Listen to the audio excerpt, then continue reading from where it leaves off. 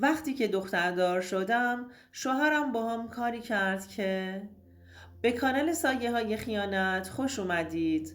ما در اینجا سرگذشت واقعی افراد رو روایت می کنیم.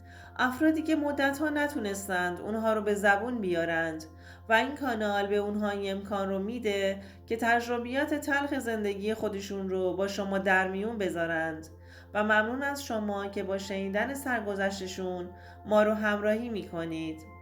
شهره هستم. 2 خواهر و 2 برادر بودیم. پدرم کفاش بود. پدر و مادرم همو خیلی دوست داشتند و به هم خیلی احترام میذاشتند. تو همچین خانواده‌ای بزرگ شده بودیم. احترام گذاشتن به بزرگترها حرف اول رو میزد. حتی پامون رو جلوی بزرگترامون دراز نمی کردیم. من دانشجوی سال آخر علوم آزمایشگاهی بودم. بعد از گرفتن مدرکم توی کلینیک مشغول به کار شدم. 2 سال همونجا به کارم ادامه دادم. اما هر آن امکان داشت عذر نیروهاشون رو بخوان. منم به خاطر اینکه دلهوره کارم رو نداشته باشم خودم زودتر از اینکه اونا بگن اومدم بیرون. دلم میخواست جایی کار کنم که استخدامم کنند تا دیگه دغدغه کار رو نداشته باشم. یه روز آگهی کار در یه شرکت رو تو روزنامه دیدم و سریع شمارهشون رو برداشتم و بهشون زنگ زدم. بعد از یه سری سوال و جواب‌های پشت تلفن قرار شد که حضورم برم اونجا. به آدرسی که بهم داده بودن رفتم و برای استخدام ازم یه سری مدارک خواستند. از اونجا که عکس شناسنامم یه مقدار رنگش پریده شده بود و زیاد چهرم مشخص نبود، شناسنامم رو قبول نکردن و منم برای اینکه کار جدیدم رو از دست ندم، برای تعویض عکس شناسنامم به پلیس سرزم مراجعه کردم. اونجا یه آقایی که مثل من همین مشکل رو داشت و برای تعویض عکس شناسنامه‌اش اومده بود، توجهم رو به خودش جلب کرد. خیلی خوشتیپ و جذاب بود. خیلی هم سنگین و سر به زیر بود. وقتی دید که من عجله دارم و تو نوبت هستم، نوبت خودش رو به من داد. از این کارش خیلی خوشم اومد و به دلم نشست. ازشون تشکر کردم و کارم رو تو نوبت اون آقا انجام دادم. همین کارش باعث شد که سر صحبت رو با هم باز کرد و در مورد شناسنامه هامون صحبت کردیم و اینکه به چه دلیلی مجبور به تعویض عکس هامون شدیم. یه مقدار که صحبت هامون گرمتر شد ازم شمارم رو خواست. من که قند تو دلم آب شده بود با همه وجودم شمارم رو بهش دادم. بعد از اینکه کارش تموم شد خداحافظی کرد و رفت. از فردای اون روز پیاماش شروع شد و منم با کمال میل به تمامشون جواب میدادم. بعد از چند روز رابطمون جدی تر شد. دوستان عزیزم، اگر تا اینجای داستان خوشتون اومد لطفاً این ویدیو رو لایکش کنید. احساس می کردم زندگی کردن بدون رضا معنا نداره. اسمش رضا بود، تک پسر خانواده. وضع مالیش هم خوب بود. فروشگاه زنجیره‌ای مواد غذایی داشتند که در کنار پدرش ادارش می کرد. دوستی من و رضا 2 سال طول کشید. همه جا با هم بودیم. خیلی به هم وابستگی شدید داشتیم. بعد جوری دلم رو بهش باخته بودم و عاشقش شده بودم. رضا شده بود همه چیزم. اصلا اجازه نمیداد واسه چند لحظه ناراحتی چیزی رو احساس کنم. وقتی که کنارش بودم احساس امنیت میکردم. شبا بدون شب بخیر به هم گفتن نمیخوابیدیم. یه شب که من آنتن گوشیم پریده بود و نتونسته بودم به شب بخیر بگم، رضا از این بابت کلی نگرانم شده بود و بنده خدا تا صبح نخوابیده بود. وقتی که صبح از خواب بیدار شدم دیدم شمارش چندین بار روی صفحه گوشیم افتاده. بهش زنگ زدم و گفت که از نگرانی تا صبح خوابش نبرده. همونجا متوجه شدم که اون قدری که من عاشقش هستم و دوستش دارم، اونم احساسش به من متقابله. بهم گفت که دیگه این دوری زیاد طول کشیده و میخواد خانوادش رو در جریان رابطمون بذاره و برای خواستگاری من اقدام کنه. اصلا باورم نمیشد که اون روزی که انقدر انتظارش رو میکشیدم داره از راه میرسه. خلاصه رضا با خانوادهش به خواستگاری من اومد و خانواده هامون از این وصلت راضی بودند و تاریخ عقدمون رو مشخص کردند. بالاخره جشن عقدمون رو گرفتیم و بعد از چند ماهی که تو عقد بودیم مراسم عروسیمون هم برگزار شد و زندگی مشترکمون رو شروع کردیم. خانواده هم از انتخاب من خیلی راضی بودن و رضا رو دوست داشتند. اوایل ازدواجمون زندگی شاد و شیرینی داشتیم. مدام تو مسافرت بودیم و از بودن در کنار هم لذت می بردیم. یه 3 سالی به همین منوال گذشت و من باردار شدم. رضا تو دوران بارداری خیلی کمکم بود و هر لحظه کنارم بود و منو تنها نمیذاشت. خیلی ازش راضی بودم و خدا رو بابت همچین مردی که توی زندگیم هست شکر میکردم. در طول بارداریم رضا همه کارهای خونه رو انجام میداد. اصلا نمیذاشت دست به سیاه‌وسفید بزنم. با اون که استراحت مطلق نبودم، ولی با کارهایی که رضا برام انجام میداد کاری جز استراحت کردن نداشتم. تا اینکه تاریخ زایمانم رسید. خدا بهم یه فرزند دختر داد و بعد از به دنیا اومدن دخترم اخلاق رضا به کل عوض شد. کم حرف میزد و گوشه گیری میکرد. گاهی اوقات کار زیاد رو بهانه میکرد و شب دیر وقت میومد خونه. رضایی که همش کنارم بود و واسه یه لحظه هم منو تنها نمیذاشت، اما حالا به زور میدیدمش. هر دفعه واسه دیر اومدنش بهانه‌های مختلفی برام می آورد. بعد از چند ماه کم کم داشتم به رفتاراش شک می کردم.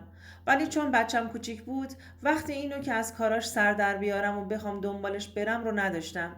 دیگه کاراش به جایی رسیده بود که 2 شب در میون هم خونه نمی اومد. میگفت مغازه رو شبانه روزی کردیم و من میمونم. میدونستم داره دروغ میگه، اما دلم نمیخواست به خانوادش زنگ بزنم و فکر اونا رو هم درگیر کنم. وقتی هم که بعد از اون شب‌هایی که به کل خونه نمی اومد ازش سوال میپرسیدم، سربالا جوابم رو میداد و داد و فریاد میکرد. میگفت چیکار داری؟ دارم کارم رو میکنم. تو هم حواست رو به بچه بذار و ازش مراقبت کن. دیگه کاراش کم کم رو اعصابم بود. از نظر روحی به هم ریخته بودم. پسرم تازه 6 ماهش تموم شده بود. تو کل این 6 ماه رفتاراش همین جوری بود. من اصلا نفهمیدم چرا رفتارش تغییر کرده، تا اینکه تصمیمم رو گرفتم و از روی شکی که بهش کرده بودم پسرم رو برداشتم و رفتم خونه مادرم. بنده خدا وقتی حال و روز منو دید ازم پرسید که چیزی شده. منم که مثل بارود شده بودم همه چیز رو به مادرم گفتم و ازش خواهش کردم که پسرم رو یه روز پیشش بذارم تا بتونم از کارهای رضا سر در بیارم. مادرم بهم میگفت تو حتما اشتباه میکنی و چیز خاصی نیست. لابد فشار کاری هستش که رضا رو به هم ریخته. وگرنه اون همه عشقی که شما به هم داشتید نمیتونه دلیل دیگه ای داشته باشه. اما بازم راضی شد که پسرم رو نگه داره. منم که میدونستم اون ساعت روز فروشگاه هستش، یه ماشین گرفتم و خودمو به فروشگاه رسوندم. همون اطراف موندم تا اینکه رضا زودتر از پرسنل از فروشگاهشون اومد بیرون. سوار ماشینش شد و حرکت کرد. همون لحظه یه ماشین در بس گرفتم و پشتش حرکت کردم. دوستان عزیزم، آیا به نظر شما زن دیگه‌ای تو زندگی رضا بود و داشت به شهره خیانت می‌کرد؟ لطفاً نظرتون رو برامون کامنت کنید.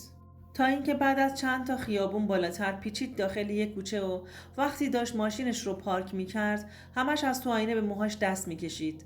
بعد از پیاده شدن شروع کرد به مرتب کردن لباسش. خلاصه کلید انداخت و در یه خونه رو باز کرد و وارد خونه شد. همونجا از ماشین پیاده شدم. زنگ همسایه رو زدم و گفتم ببخشید یه سوال داشتم ازتون. وقتی اومد ازش پرسیدم که همسایه بغلی رو میشناسه یا نه. گفت مدتی هست که خانومی اینجا ساکن شده و همسرش هم فوت شده، ولی به تازگی صیغه یه آقایی شده. چشام سیاه شده بود، انگار دیگه بقیه حرفهای اون خانومه رو نمیشنیدم. بعد از یه سری اطلاعات دادن به من در خونه رو بست و رفت داخل. همونجا مونده بودم. دیدم پیک براشون غذا آورده. بعد از اینکه زنگ در رو زد خودم رو سریع بهش رسوندم و گفتم از اهالی منزل هستم و دوباره پشت بندش خودم زنگ در رو جلوی پیک غذا زدم و پولش رو هم حساب کردم. بعد از چند لحظه در خونه باز شد و وارد حیاط شدم. وقتی رسیدم پشت در ورودی از پنجره رضا رو دیدم که کنار زنی خیلی راحت با لباس نافرمی داره دور میزنه. وقتی که در ورودی رو باز کرد با دیدن من خشکش زد. هرچی که تو دهنم بود نثارش کردم. وقتی که زنه هم اومد بیرون و ازش پرسید که من کی هستم، اون لحظه لال شده بود. گفتم من شهره هستم، زن این آقا. یه دختر 6 ماه هم داریم. اون زن اصلا اطلاعی نداشت که رضا متأهله و فقط مات مونده بود و به من نگاه میکرد. من تازه متوجه شده بودم که رضا 6 ماه داشت به من با اون زن خیانت میکرد. فقط بهم گفت که از رضا بارداره.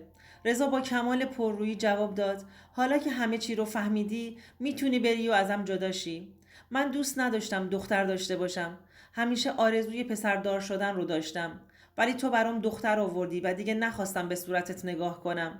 بعد از شنیدن این حرف قلبم بدجوری شکست. بهش گفتم با این بلایی که سر زندگیمون و عشقمون و بچمون آوردی امیدوارم یه روز خوش تو زندگیت نبینی و تا آخر عمرت گرفتار باشی. اینو گفتم و اومدم بیرون. تو زمان خیلی کمی از رضا جدا شدم و حضانت دخترم رو هم بهم داده بود و کل مهریم رو بهم پرداخت کرده بود. بعد از 2 سال بهم گفتن که خدا به رضا یه پسر معلول داده و کل زندگیش رو وقف اون بچه میکنه و تمام داراییش رو برای بهبودی بچهش داره خرج میکنه. با شنیدن این موضوع کلی ناراحت شدم. آره درسته که از ته قلبم نفرینش کردم، ولی اصلا دلم نمیخواست اون بچه شامل نفرینم شده باشه. من فقط برای خودش گرفتاری و روز خوش ندیدن رو آرزو کرده بودم، چون واقعا من و دخترم گناهی نداشتیم. من با کمک خانوادم دخترم رو دارم بزرگ میکنم و کنار دخترم خوشحال و شاد هستم. دوستان عزیزم، اگر شما هم به این نوع سبک از محتواها علاقه‌مند هستید، این ویدیو برای تو هستش. لطفاً برای دیدن ویدیوهای بیشتر ما رو سابسکرایب کنید و ممنون که تا انتهای این ویدیو با ما همراه بودید.